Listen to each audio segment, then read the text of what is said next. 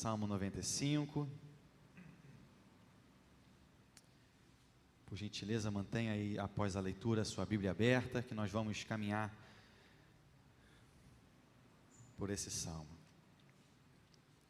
Vinde e cantemos ao Senhor com júbilo, celebremos o rochedo da nossa salvação. Saiamos ao seu encontro com ações de graças, vitoriemo-lo com salmos, porque o Senhor é o Deus supremo e o grande Rei acima de todos os deuses.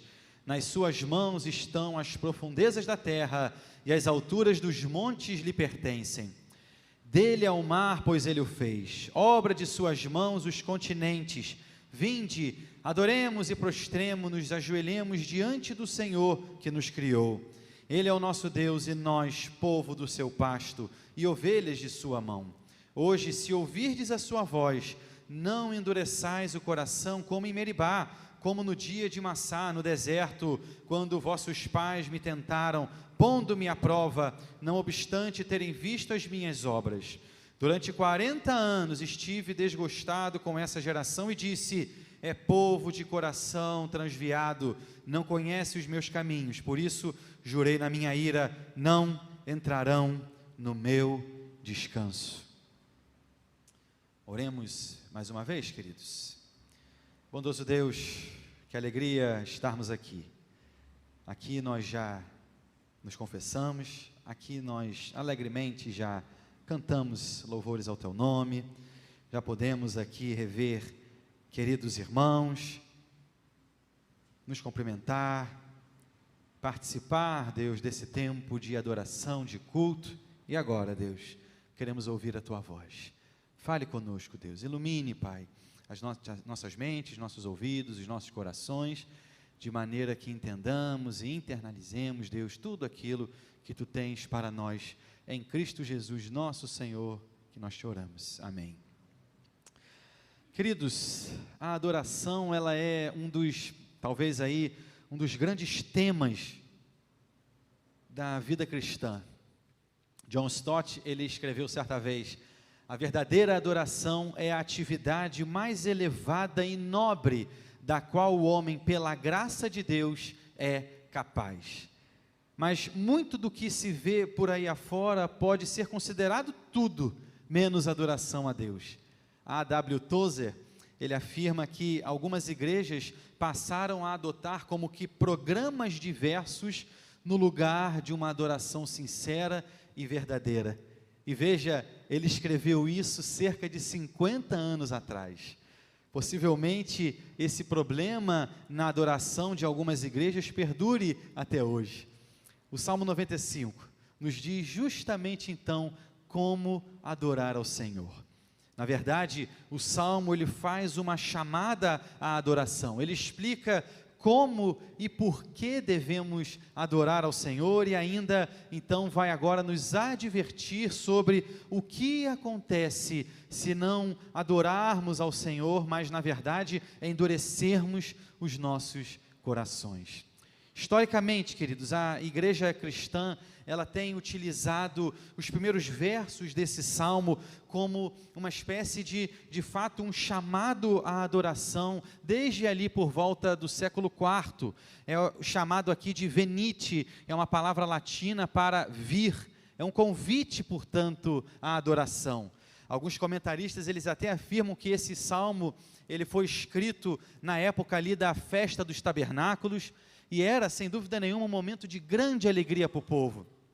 O povo de Deus, ele então, naquele momento, olhava para trás e lembrava o tempo em que os seus antepassados vagaram ali no deserto, mas ao mesmo tempo eles olhavam então para o presente e viam ali as suas colheitas abundantes e olhavam para o alto, agradecendo ao Senhor por tudo aquilo. Em Levítico 23, a partir do verso 33 até o 44, nós temos então a instituição dessa festa pelo próprio Senhor, falando a Moisés, então, como essa festa seria ali celebrada.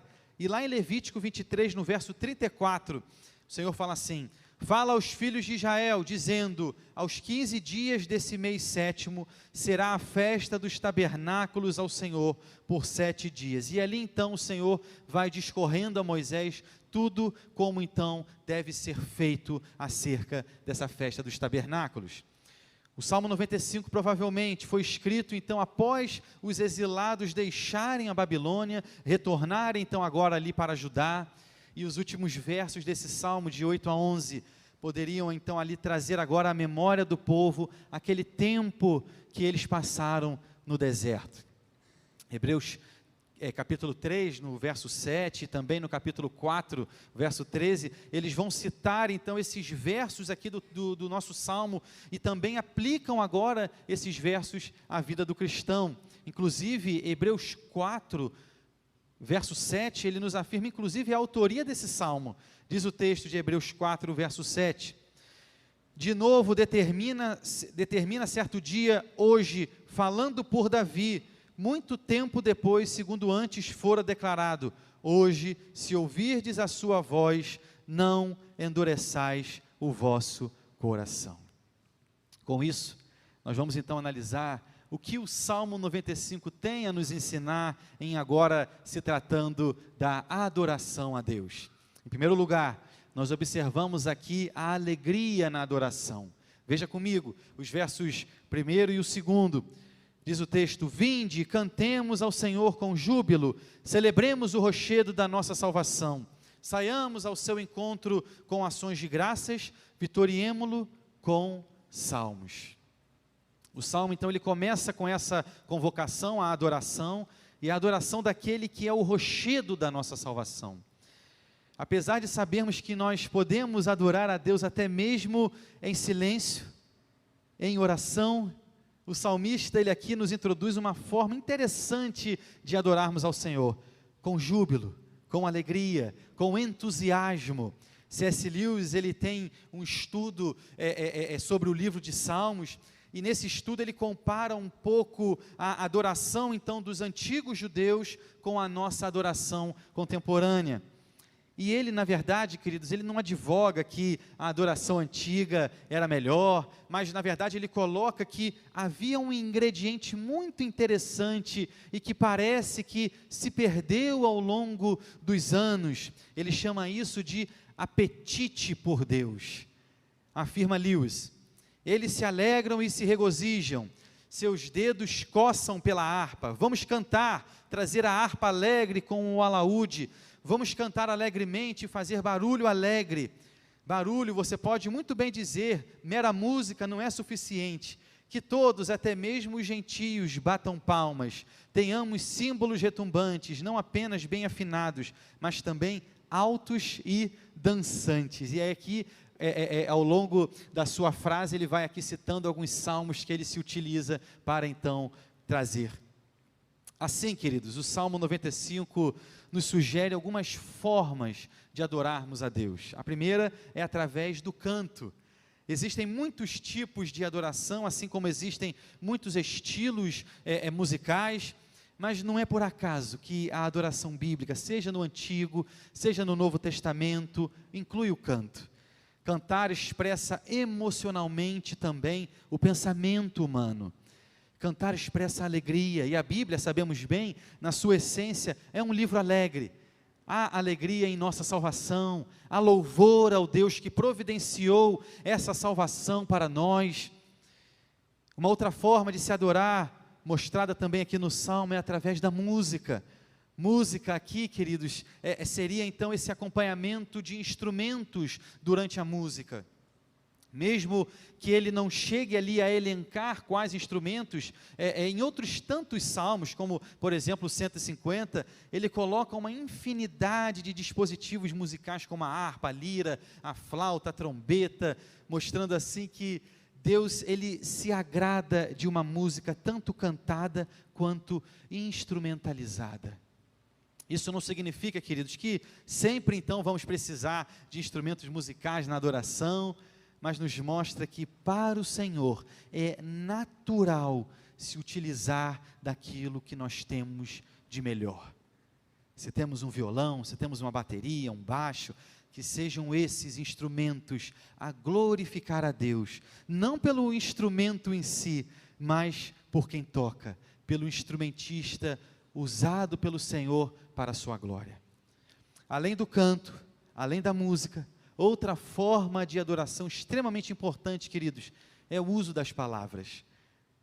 Ouvimos as palavras e assim então nós sabemos de fato a quem adoramos e o porquê de o adorarmos.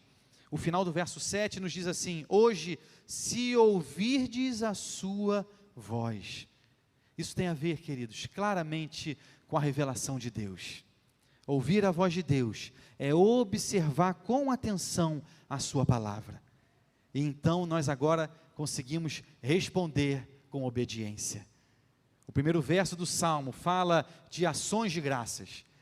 Essa é também outra forma importante de utilizarmos as palavras na adoração. É quando reconhecemos tudo aquilo que o Senhor fez, tem feito por nós, e assim não nos resta escolha a não ser lhe dar graças por seus benefícios a nós. Quando temos uma adoração alegre, é natural também convidarmos outros a compartilharem conosco dessa alegria. O próprio salmista faz isso, quando no verso 1 ele chama assim: vinde, cantemos ao Senhor com júbilo, com alegria. E depois no verso 6 ele novamente convoca: vinde, adoremos e prostremo-nos. Conta a história que William Carey, missionário, quando ele chegou à Índia, ali por volta de 1792, ele descobriu que o missionário que o antecedeu havia inscrito no portal ali da igreja que Carey agora estava assumindo, justamente esse verso de número 6 do Salmo 95. Vinde, adoremos e prostremo-nos, ajoelhemo-nos diante do Senhor que nos criou. Essas palavras, queridos, reverberaram aí por todo o ministério de William Carey, e essa missão foi uma das mais significativas de toda a história, sendo Carey chamado de o pai das missões modernas. Tamanho impacto que teve aquele trabalho naquela localidade, com tradução da Bíblia, compaixão ali pela Índia e pregação fiel da palavra do Senhor. Segundo lugar, queridos, versos 3 a 7, eles vão agora nos mostrar por que nós devemos adorar a Deus. Se primeiro o salmista nos mostrou como adorar, agora ele nos mostrará o porquê de adorar a Deus. São basicamente duas razões aqui apresentadas, queridos, do porquê então nós devemos adorar. A primeira é porque Deus, Ele é um Deus grande, supremo, um grande Rei. Versos 3 a 5, porque o Senhor é Deus supremo e grande Rei acima de todos os deuses. Nas suas mãos estão as profundezas da terra, e as alturas dos montes lhe pertencem. Dele é o mar, pois ele o fez. Obra de suas mãos os continentes. Podemos, queridos, ter certa apreciação por muitas pessoas, podemos homenageá-las até mesmo aí com medalhas, com títulos, porque fizeram de fato ali por merecer, mas somente Deus deve ser adorado. Mas até para adorá-lo, precisamos ter então um entendimento sobre quem Ele é. John Stott, ele comenta: até que compreendamos quem é o Senhor, é que somos movidos internamente a adorá-lo. Os versos 4 e 5 então nos mostram que Ele é o Criador de todas as coisas. E isso para nós, queridos, deve ser então crucial. O fato do Senhor ser o Criador de tudo é a primeira razão para então esse chamado à adoração dos versos 1 e 2 que lemos há pouco.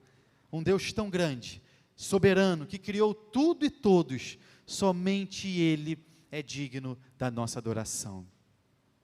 Em segundo lugar, o salmista nos mostra nos versos 6 e 7 que devemos adorar a Deus porque Ele é o nosso querido pastor.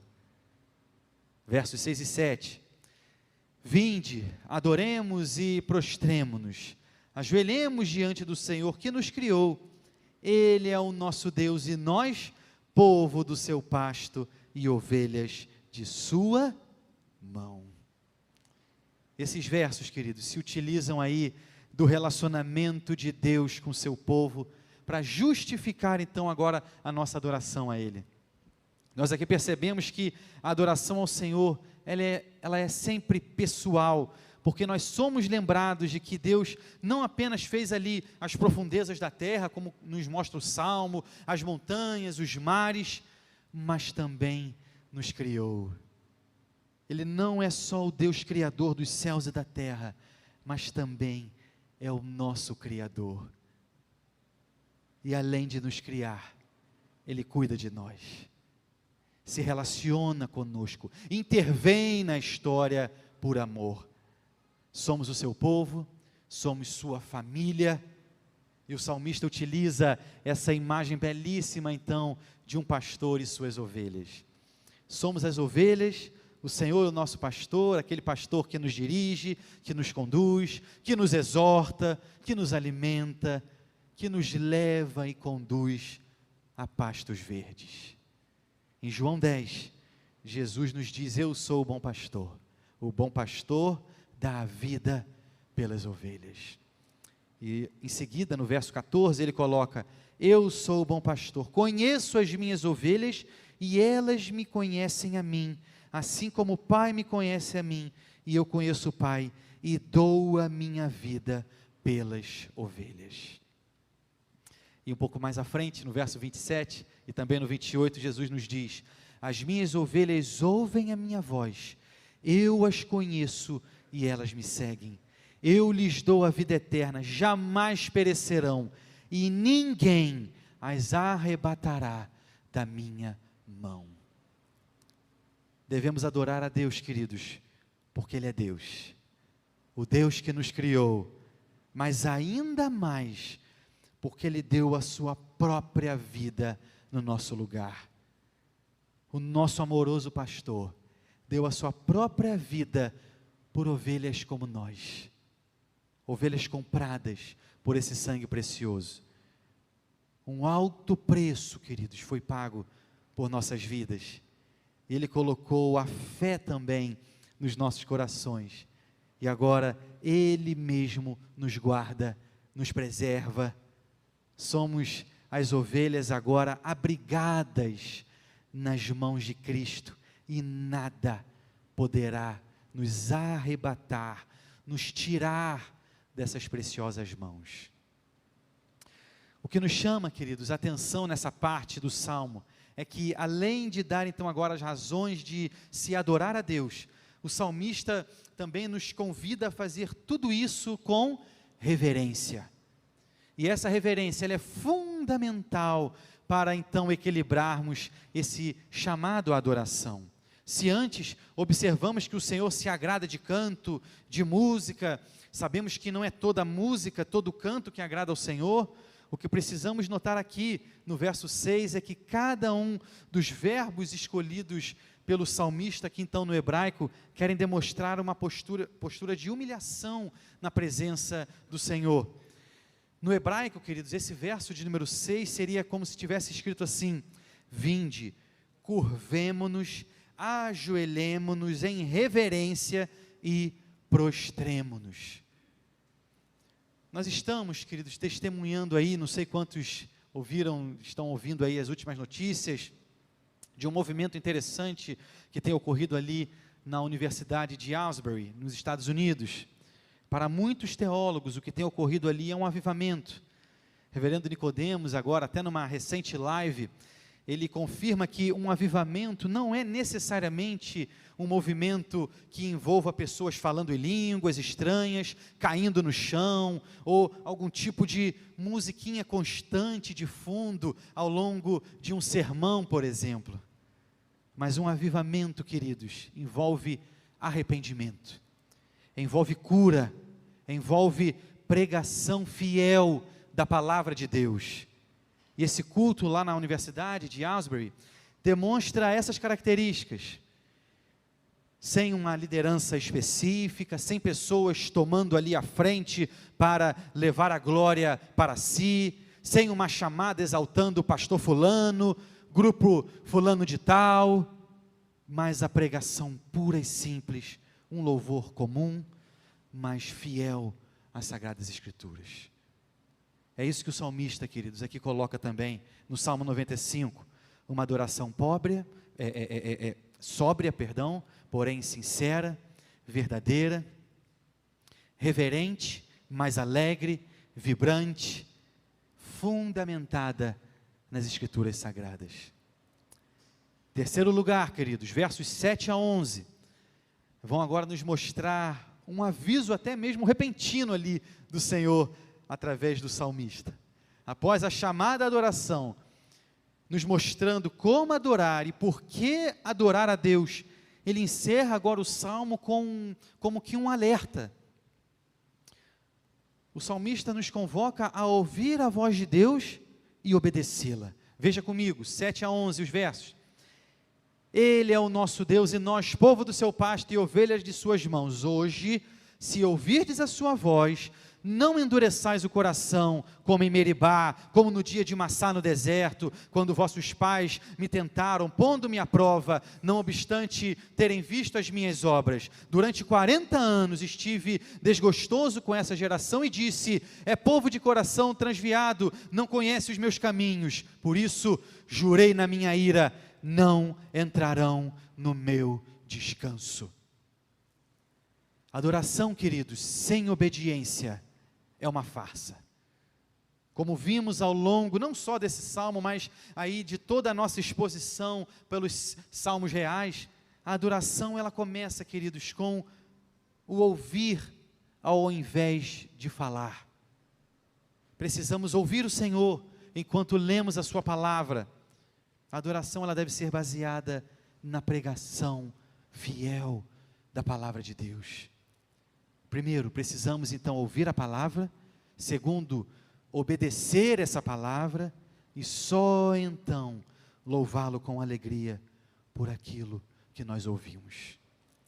Nesses últimos versos, o povo ele é lembrado daquilo que ocorreu nos anos de peregrinação lá no deserto. Depois que o povo de Deus então sai do Egito, passando ali pelo deserto, chegam ali a um lugar chamado Refidim, onde na verdade havia água, e o povo então presencia uma série de milagres do Senhor, a começar ali pelas pragas, e a abertura do Mar Vermelho, enfim, tudo aquilo visando a libertação desse povo. E eles então agora naquele momento precisavam confiar que aquele mesmo Deus lhes daria o sustento, lhes daria a proteção ao longo daquela jornada. Mas ao invés disso, eles brigam com Moisés, e na verdade já estavam, diz o texto, estavam prontos até mesmo a apedrejá-lo. Deus então diz a Moisés que pegasse o cajado, utilizado lá para transformar o rio Nilo em sangue, para então dar um golpe naquela rocha. E quando Moisés faz isso, a água então começa a jorrar daquela rocha, saciando ali a sede daquele povo. Essa história, queridos, ela está lá em Êxodo 17, de 1 a 17.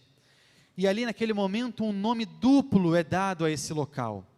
Chamava-se Massá, que significa teste, porque o povo testou a Deus por sua incredulidade, e também Meribá, porque brigaram com Moisés sobre então aquela falta d'água.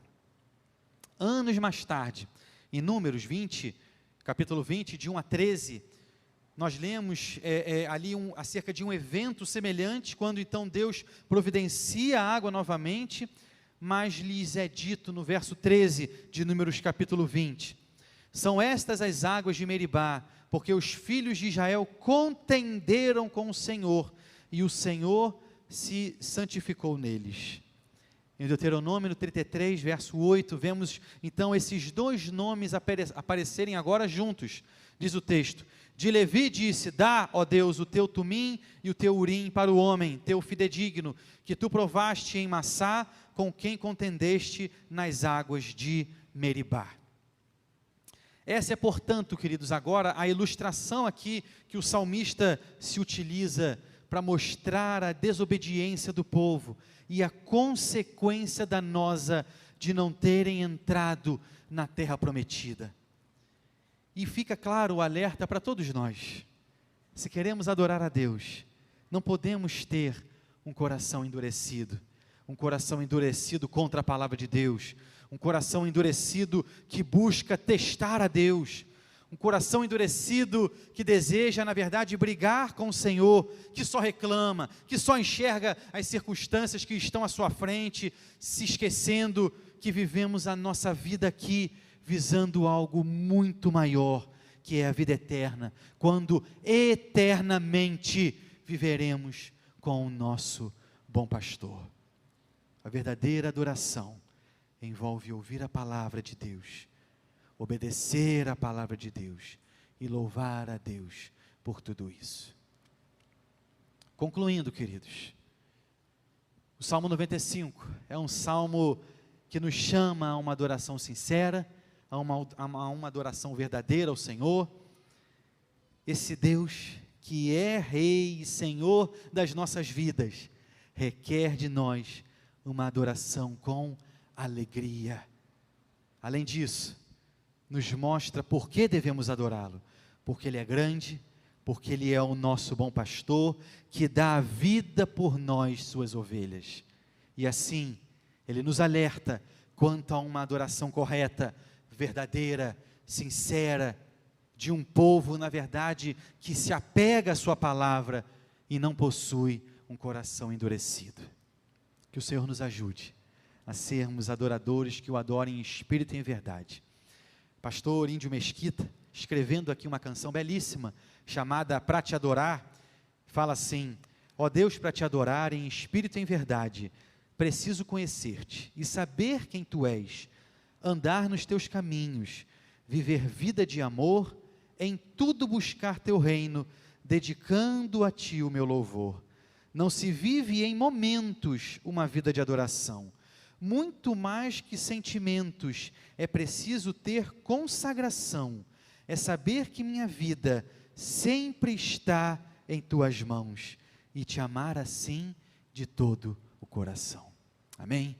Vamos orar, queridos. Você vai ter aí, enquanto ouvimos o nosso piano, um tempo de oração silenciosa. Analise bem como, quem sabe, tem sido a sua adoração. Como você tem se achegado ao Senhor, como o seu coração de fato tem se colocado na presença dEle, seja no tempo de culto, seja no seu tempo em casa particular, no seu quarto em secreto. Percebemos a importância da adoração, de uma adoração sincera, de uma adoração verdadeira, mas de uma adoração que entende aquilo que adora. Não somos movidos simplesmente por sentimentalismos, mas a palavra do Senhor nos chama também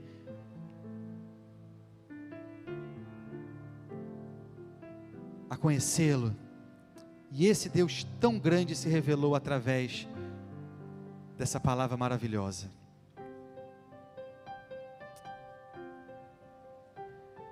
Querido Deus, como teu povo aqui reunido nesse lugar,